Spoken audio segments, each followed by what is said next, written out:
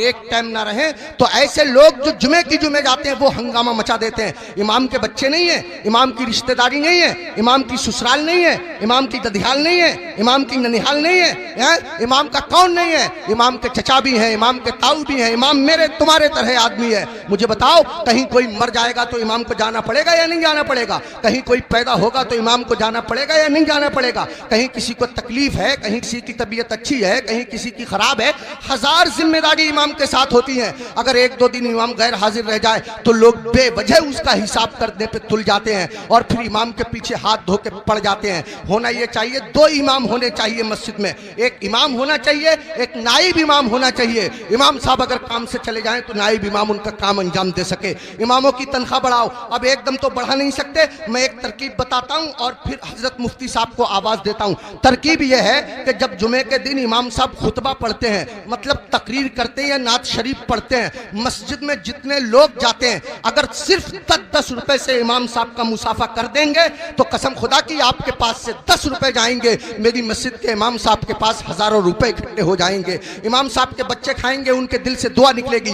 देखो, अगर इमामों की तनख्वाह कम होती है तो नमाजें खराब होती हैं। आप कहेंगे कैसे? मैं बताता हूं आपको। इमाम साहब की तनख्वाह 4000, बीबी की दवा चल रही है 3000 रुपया महीना की, 100 रुपया रोज उसकी बीबी की दवा चलती है। अब कितने रुपए बच्चे उसके पास? 1000। उसमें गैस सिलेंडर भी है, उसमें तेल भी है, उसमें नमक मिर्च भी है, उसमें दालचीनी पत्ती भी है, सब दुनिया भर के खर्चे। आप गौर कीजिए, अब इमाम साहब मस्जिद के मुसल्ले पे खड़े हैं, नियत बांधे हुए नमाज की, अब पढ़ रहे हैं सुब्हानक अल्लाहुम्मा व बिहम्दिका व तबारक अस्मुका व तआला जद्दुक व ला इलाहा गैरुक। अब सुबहाना जब खत्म हुआ तो इमाम साहब मन मन में सोच रहे हैं, यार कोई मर भी तो नहीं रहा है, 40वां हो जाता, कुछ रुपए मिलते, खर्चा चल जाता, यार किसी की शादी भी तो नहीं हो रही है, निकाह पढ़ाने के लिए मिल जाता। इमाम साहब खड़े हैं मुसल्ले पे, सोच रहे हैं, पढ़ रहे हैं 40वां, खड़े हैं मुसल्ले पे, पढ़ा रहे हैं निकाह। कसम खुदा की अगर तुम लोगों ने अपने इमाम की तनख्वाहें माकूल रखी होती तो तुम्हारा इमाम जहां होता इमाम की नीयत भी वही होती, तुम्हारा इमाम जहां होता इमाम का दिल भी वही होता,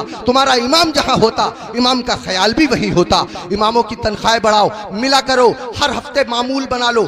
जब तुम कमाते हो, हजारों कमाते हो, मामूल बना लो कि हर महीने मैं इमाम साहब को गौसे आजम की तरफ से 11 रुपए दूंगा या 1100 रुपए दूंगा या 500 रुपए दूंगा। महीने में तुमको तनख्वाह मिले 10,000, महीने में तुमको तनख्वाह मिले 15,000, 8,000, 8,000 में से 100 रुपए चुपके से जाओ इमाम साहब से मुसाफा करके आ जाओ। अगर बस्ती में 100 घर हैं, सबके सब 100-100 रुपए से मुसाफा करेंगे, हिसाब जोड़ आप लेना रुपए कितने हो जाएंगे, इमाम साहब का काम हो जाएगा। मैं कहना ये चाहता हूँ, इतना बड़ा इमाम, कभी तुमने सोचा तुम लोग अपने बिस्तर पे सोते रहते हो फजर की नमाज के वक्त, तुम्हारा इमाम तुम्हारी बस्ती की मस्जिद के मुसल्ले पे बैठ के तुम्हारे लिए दुआ कर रहा होता है, या अल्लाह मेरी बस्ती पे करम फरमा, या अल्लाह इस बस्ती पे रहम फरमा, लोगों के कारोबार में बरकत अता फरमा, इज्जत की हिफाजत फरमा, दौलत की हिफाजत फरमा, आबरू की हिफाजत फरमा। और तुम उसी इमाम के पीछे पड़े रहते हो जो तुम्हारे लिए दुआएं करता रहता है। एक आदमी पड़ा रहता था बहुत इमाम के पीछे, एक दिन पकड़ लिया इमाम साहब ने, अबे फजर की नमाज पढ़ी है? बोला बिल्कुल पढ़ी है। इमाम साहब बोले कै रकअतें पढ़ी है? बोला 10।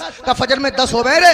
कह रहा चलो 15 मान लो। इमाम साहब बोले 15 होती फजर में? कह रहा चलो 20 मान लो। इमाम साहब बोले पिट जाएगा, दिमाग खराब मत कर। मुंह लटकाया हुआ घर गया, बीबी बोली कैसे मुंह लटकाए फिर रहे हो? कहने लगा रे इमाम साहब ने पकड़ लिया, बोले फजर पढ़ी है? मैंने पढ़ी है। उन्होंने रकअतें पूछ ली, मैंने 10 बताई, 15 बताई, 20 बताई, 25 तक पहुंच गया, मगर इतना है कड़े इमाम है वो भी माने ही नहीं है। तो बीबी कह रही है तुम भी तो पागलों जैसी बातें करो, 4 बता देते 4। तो कह रहा तू तो सच में ही पिटवाने वाले काम कर रही है।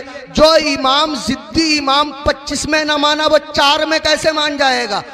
25 में माना नहीं, 4 में मान जाएगा। पिटवाने वाले काम कर रही है। इमामों के करीब आओ, इमामों का ख्याल रखो। जब खाना खाने बैठा करो इमाम को फोन कर लिया करो, हजरत खाना खाया नहीं खाया, आया नहीं आया, अगर आया तो क्या आया। अगर तुम्हारे घर कोई अच्छी चीज बना करे इमाम को पहुंचा दिया करो, इमाम का ख्याल रखा करो। बाल काटने की दुकान है, इमाम से बाल तरशवाने के पैसे मत लिया करो। कपड़े सिलने की दुकान है, इमाम के कपड़े फ्री सिल दिया करो। पूरी बस्ती का एक इमाम है, क्या नहीं हो सकता? मुश्किल काम नहीं है, मुश्किल काम नहीं है। एक इमाम के साथ अगर ये रियायत की जाए, कोशिश करो अपनी मस्जिद के इमामों को हज कराओ, उम्रे के लिए भेजो, सब मिलकर के कोशिश करो तो कोई कर रहा काम नहीं है। मैंने बहुत कीमती वक्त ले लिया, आपसे भी मैं माफी चाहता हूं और मुफ्ती साहब से भी मैं माफी चाहता हूं। मिंबर शरीफ पे बैठे हुए तमाम लोगों से मैं माफी चाहता हूं। मेरे दिल की तमन्ना थी, मेरी आरजू थी, इमामों के बड़े बुरे हालात लोगों ने बना दिए। यही वजह है हमारे 50% मौलवियों ने अपना कारोबार शुरू कर दिया, इमामतें छोड़ दी और इमामों के साथ ऐसे ही रवैया रहा तो कसम खुदा की तुम लोगों के बच्चों को अल्लाह और रसूल का नाम सिखाने वाले लोग मिलना मुश्किल हो जाएंगे।